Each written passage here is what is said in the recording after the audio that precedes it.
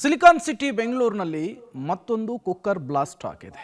ಇದಕ್ಕೆ ವ್ಯಕ್ತಿಯೊಬ್ಬ ಸಾವನ್ನಪ್ಪಿದ್ದಾನೆ ಕೂಡ.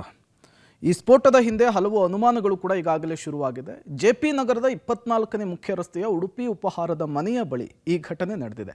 ಕುಕ್ಕರ್ ಸ್ಫೋಟದಲ್ಲಿ ಮೋಸಿನ್ ಎಂಬಾತ ಮೃತಪಟ್ಟಿದ್ದಾನೆ. ಸಮೀರ್ ಎಂಬಾತನಿಗೆ ಗಾಯವಾಗಿದೆ.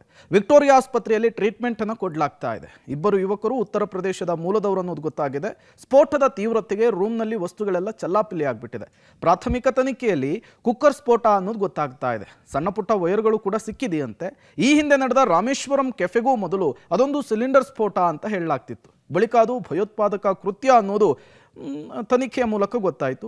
ಅದೇ ಮಾದರಿಯಲ್ಲಿಯೇ ಜೆಪಿ ನಗರದಲ್ಲಿ ನಡೆದಿರುವ ಸ್ಫೋಟ ಕೂಡ ಅನುಮಾನಕ್ಕೆ ಕಾರಣವಾಗ್ತಾ ಇದೆ. ಇವತ್ತು ಬಾಂಬ್ ನಿಷ್ಕ್ರಿಯ ದಳ ತಂಡ ಕೂಡ ಘಟನಾ ಸ್ಥಳಕ್ಕೆ ಭೇಟಿ ಕೊಟ್ಟು ಪರಿಶೀಲನೆಯನ್ನ ನಡೆಸಿದೆ. ಮೇಲ್ಗಡೆ ಬೆಂಕಿ ಇದೆ. ಹೋಟ್ಲರೆಲ್ಲ ಬಂದ್ಬಿಟ್ಟು ಮೇಲ್ಗಡೆ ಬರೋಕ್ಕಾಗಿಲ್ಲ. ಅವರಲ್ಲಿ ನೋಡ್ತಾ ಇದ್ರು.